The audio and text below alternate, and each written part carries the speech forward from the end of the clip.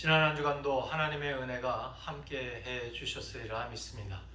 오늘 우리에게 주시는 말씀을 제가 봉독해 드립니다. 예레미야 33장 3절에서부터 9절까지의 말씀입니다.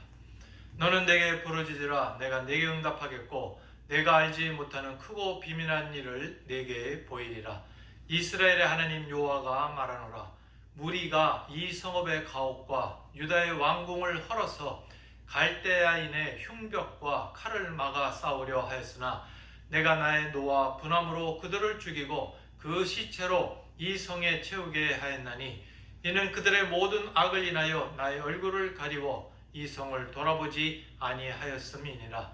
그러나 보라, 내가 이 성을 치료하며 고쳐 낫게 하고 평강과 성실함의 풍성함을 그들에게 나타낼 것이며 내가 유다의 포로와 이스라엘의 포로를 돌아오게 하여 그들을 처음과 같이 세울 것이며 내가 그들을 내게 범한 그 모든 죄악에서 정하게 하며 그들의 내게 범하며 행한 모든 죄악을 사할 것이라. 이 성읍이 세계 열방 앞에서 내게 기쁜 이름이 될 것이며 찬송과 영광이 될 것이요 그들은 나의 이 백성에게 베푼 모든 복을 들을 것이요 나의 이 성읍에 베푼 모든 복과 모든 평강을 인하여 두려워하며 떨리라. 아멘. 오늘 우리가 사는 세상에는 많은 질병과 재난과 사고가 있습니다. 요즘 더욱 부쩍 많아지고 있는 것 같아서 참으로 안타까운 마음입니다. 그리고 세상이 안고 있는 사회적인 병리 현상으로 살기가 더욱 어려워지고 있습니다. 그런데 그 원인을 추적해 보면 이러한 온갖 병리 현상은 제도나 법의 미비가 아니라 갈수록 인간이 악해지고 있기 때문이라는 것을 우리가 알 수 있습니다. 지금 인류는 코로나 팬데믹으로 큰 고통을 당하고 있습니다. 인간에게 육체가 아픈 것은 아주 큰 문제입니다. 그러나 육체의 질병과 더불어 마음이 아픈 것도 큰 문제입니다. 때로는 건강한 사람도 마음의 병으로 무너질 수가 있습니다. 그리고 정신 이상으로 인생 전체가 망가지는 것도 우리는 볼 수 있습니다. 이러한 마음의 병과 정신 이상은 잘 고칠 수 없을 뿐만 아니라 육체까지 더 병들게 합니다. 그리고 분명한 것은 인간의 정신과 육체는 영혼과 밀접하게 연결되어 있다는 것입니다. 인간에게 죄와 병이 들어오고 사회가 병들어 간 것은 인간의 영혼이 하나님을 불신함으로 비롯된 영적인 불신앙의 결과입니다. 그래서 결국 인간이 영적으로 하나님과의 관계가 단절되게 되면 그 결과는 개인이 병들 뿐만 아니라 사회가 병들고 심지어 자연까지 병들게 되는 것입니다.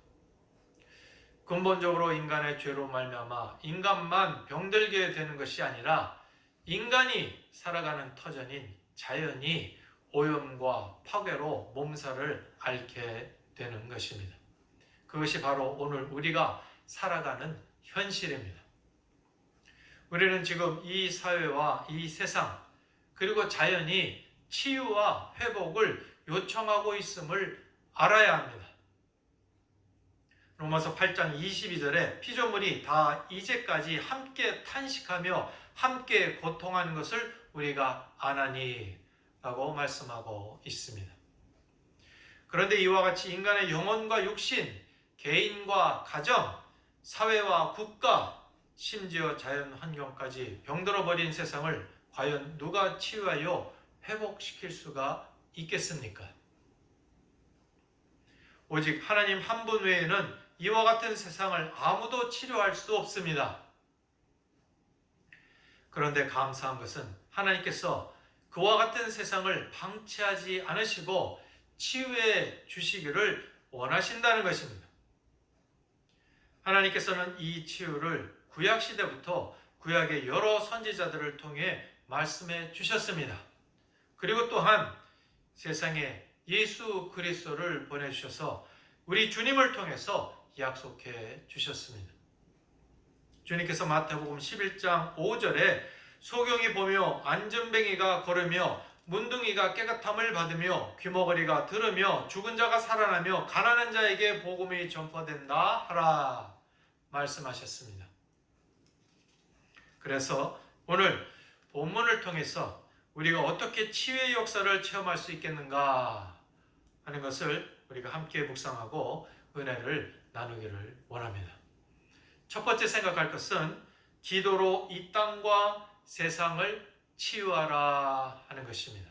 기도로 이 땅과 세상을 치유하라. 이 땅을 치유해 주시기를 기도하라는 교훈의 말씀인 것입니다. 오늘 본문 3절에 너는 내게 부르짖으라 내가 내게 응답하겠고 내가 알지 못하는 크고 놀라운 비밀을 내게 보이리라 말씀하셨습니다.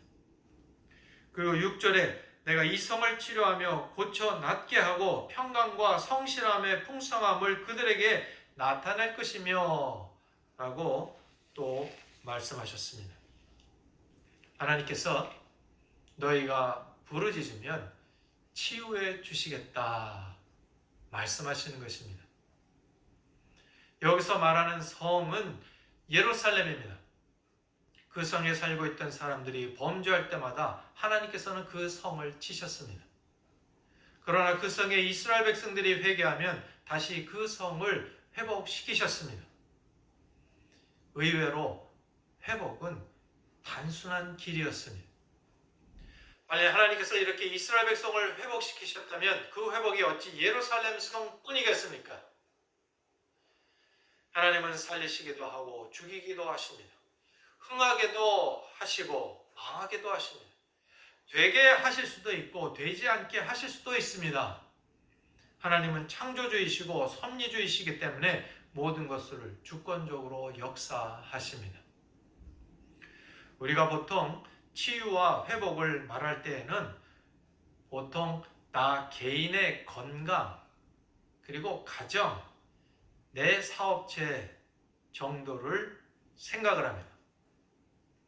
그러나 지금은 이 나라와 백성과 세상을 치유해 주시기를 기도해야 할 때입니다. 그리고 치유란 원래 상태로 회복되는 것을 말합니다. 치유란 온전함으로 돌아가는 것입니다. 한번 따라하겠습니다. 치유란 온전함으로 돌아가는 것이다. 그것이 회복입니다.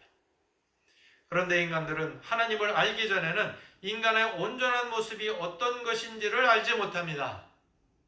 그래서 무엇이 진정한 회복인지도 모릅니다. 그래서 결국 회복과 치유에 대해서 잘 알지 못하고 있습니다. 만일 우리가 치유에 대해서 알고 있다면 고작 병이 걸린 사람이 건강하던 때의 모습으로 돌아가는 것을 생각할 뿐입니다. 그러나 그러한 정도의 생각으로는 이 세상을 고칠 수 없고 온전한 회복을 이룰 수가 없습니다. 우리는 오직 믿음으로만 세상이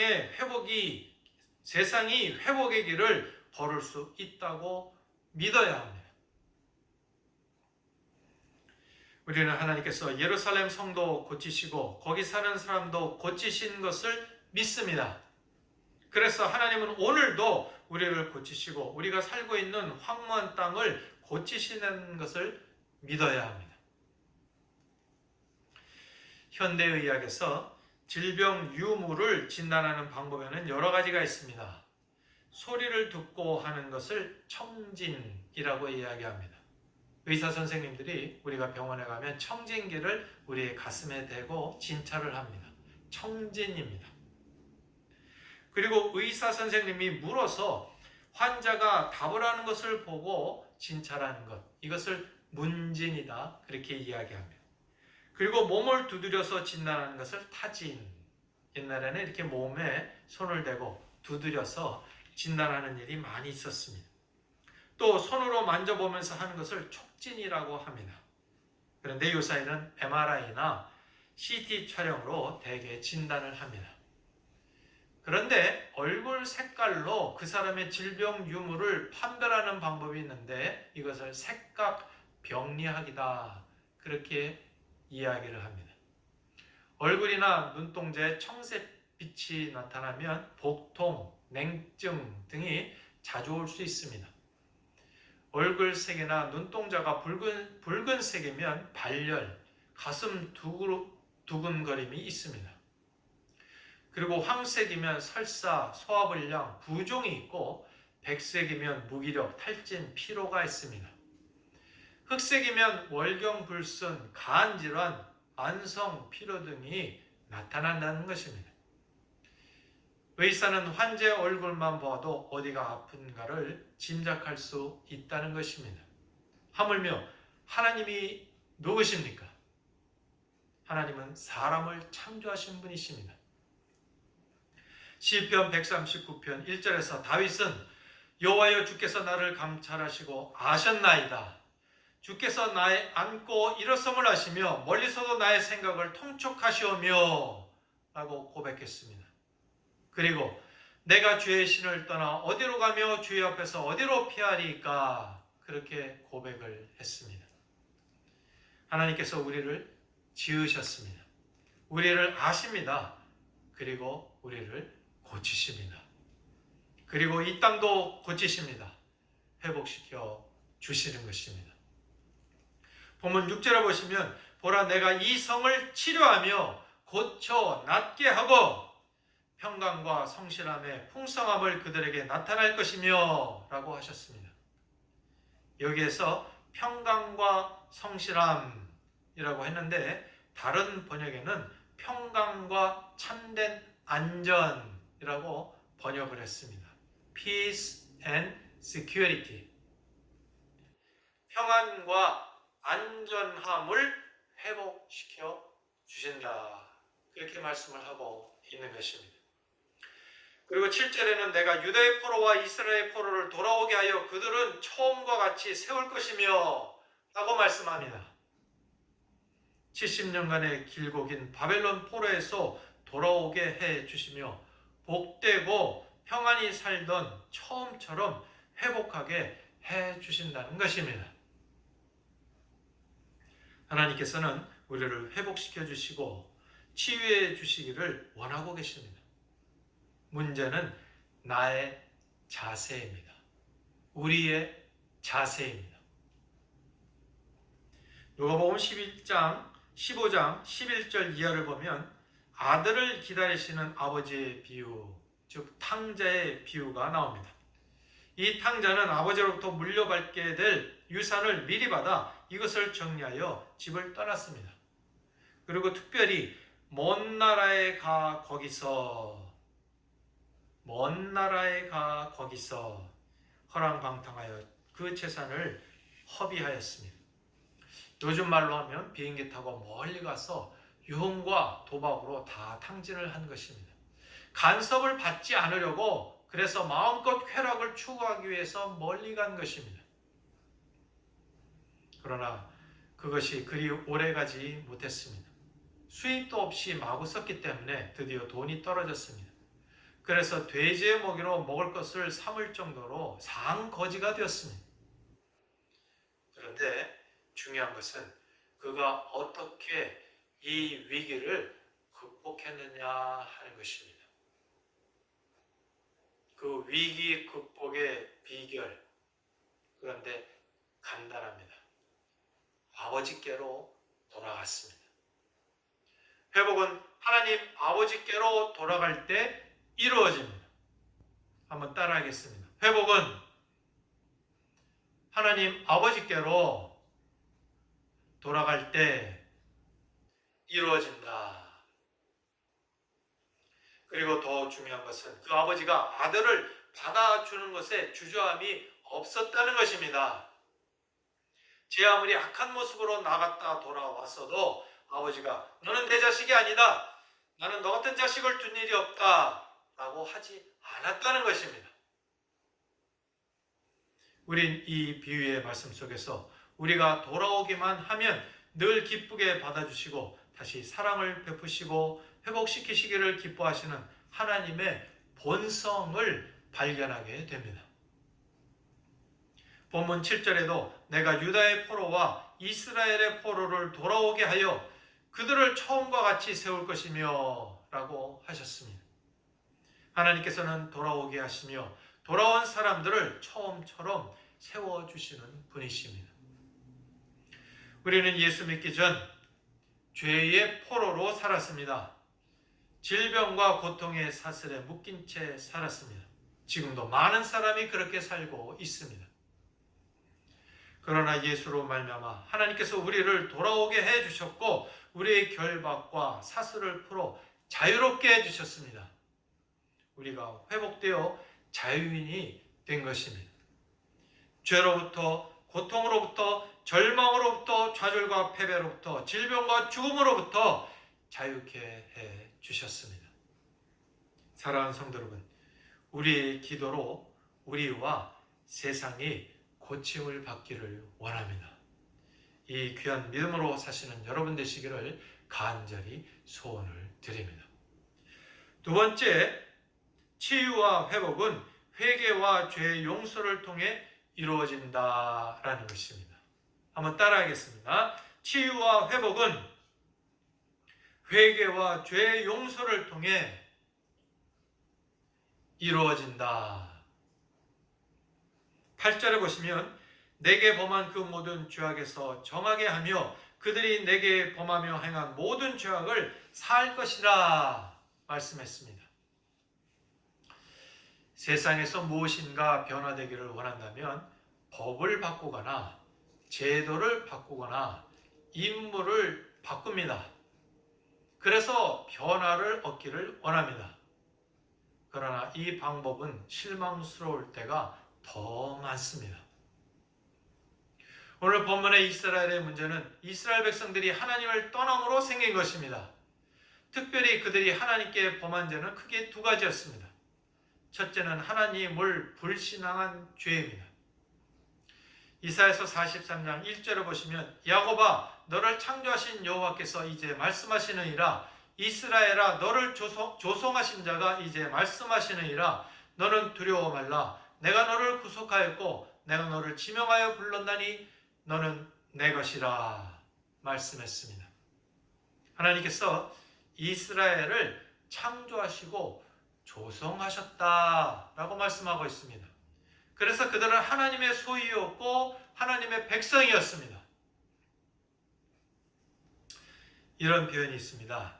인간 관계에서 너 없이 나도 없다. 너 없이 나도 없다. 이 표현은 아주 지독한 사랑의 표현입니다. 헌신의 표현입니다. 그러나 반대로 나 없이 너도 없다. 이렇게 말하면 이것은 아주 이기적이고 오만한 표현입니다.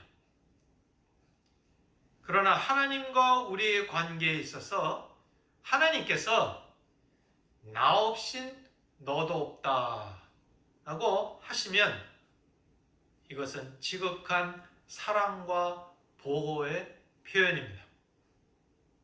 하나님께서 너는 내 것이라 그렇게 말씀하셨습니다. 이것은 특별한 사랑의 표현입니다.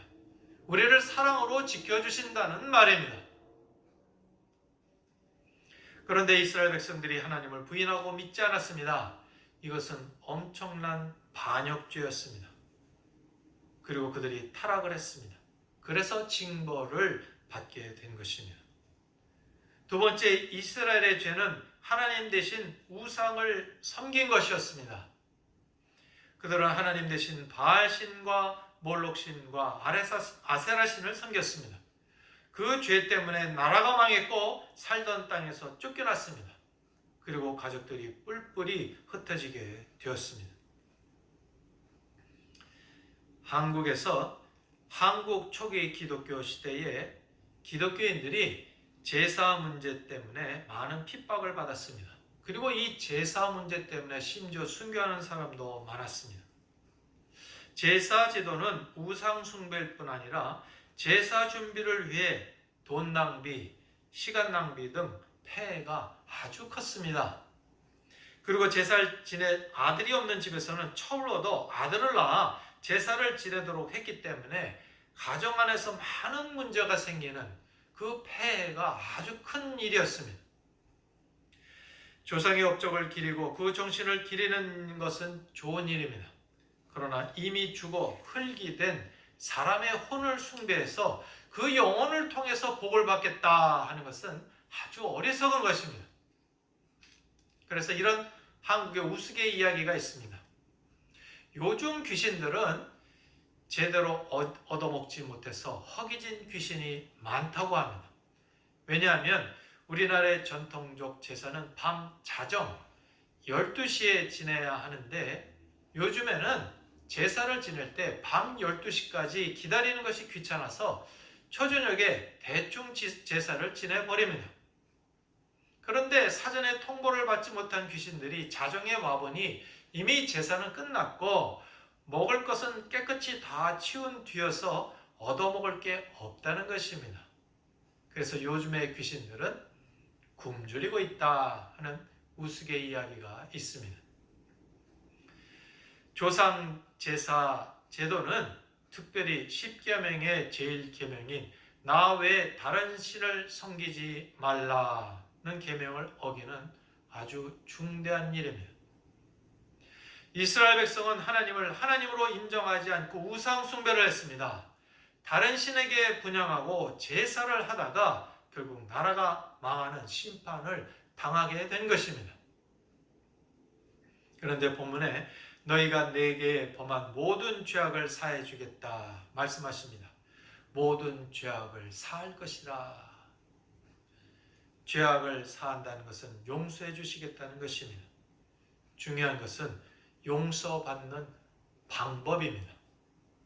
그것은 회개와 용서를 구하는 것입니다. 그래서 이 회개와 용서가 있어야 진정한 회복이 있게 되고 치유가 있게 됩니다. 우리는 지금 코로나 팬데믹으로 많은 어려움을 겪고 있는데 이 질병을 이기기 위해서 백신이 나오기만을 기다리고 있습니다. 백신이 나오면 우리가 훨씬 생활하기에 편해질 것입니다. 그러나 그 전에 우리가 해야 할 일이 있습니다. 진정한 회복의 길이 무엇인지를 잊지 않고 회개와 하나님과의 관계를 회복하는 것입니다. 그렇지 않고 단지 코로나 바이러스만을 치료하는 것만으로 문제가 해결되리라 생각한다면 우리는 진정한 문제는 해결하지 못한 채 또 다른 일로 넘어지게 될 것입니다. 우리의 기도와 회개가 백성을 살리고 나라를 살릴 수 있습니다. 진정으로 이 땅을 고치실 수 있는 하나님을 움직일 수 있습니다. 그러므로 이 코로나 팬데믹은 우리 믿는 사람들이 하나님께 나아갈 수 있는 아주 좋은 기회인 것입니다. 이 기회에 다시 한번 하나님을 우리가 진실하게 만나야 할 것입니다. 그리고 또한 회개로 치유의 삶을 얻은 후에는 죄를 미워하는 삶을 살아야 합니다. 요한복음 8장에 가늠하다 현장에서 붙잡혀 죽게 된 여인의 이야기가 나옵니다. 그 여인에게 주님이 하신 말씀이 있습니다. 나도 너를 정죄치 아니하노니 다시는 가서 죄를 범치 말라. 어떻게 연약한 우리가 다시 죄를 범하지 않을 수 있겠습니까? 그것은 우리가 주님을 사랑할 때 가능합니다.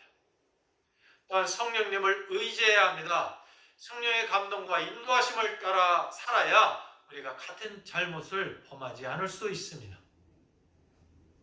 성도 여러분, 우리가 코로나 팬데믹 전에는 남들과 어울리며 시간을 보내고 교제를 하며 살았습니다.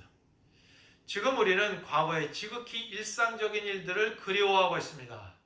친구와 만나 함께 식사하는 것, 연인과 극장에 가서 함께 영화를 보는 것, 산과 들에서 가족과 함께 피크닉 하던 것을 그리워합니다.